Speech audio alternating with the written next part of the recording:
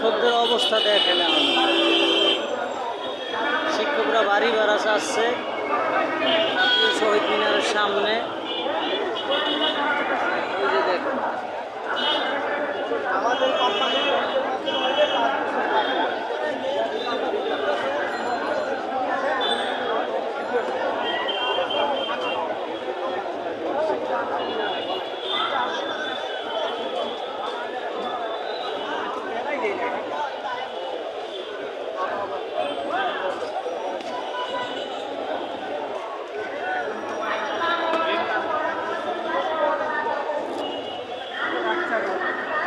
আমি মনে করি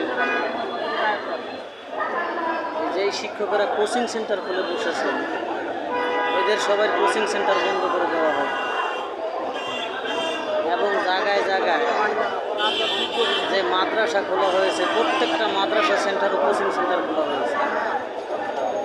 এর বিষয়ে একটা সরকারিকরণের ব্যবস্থা করা হোক। সরকার প্রত্যেকটা সরকারি স্কুলে প্রত্যেকটা সরকারি মাদ্রাসায় কোচিংয়ের ব্যবস্থা করে দেওয়া হোক। তো অনেক মানুষের উপকার হবে। আপনারা কি বলেন? জিনিসটা সুন্দর করে বলবেন।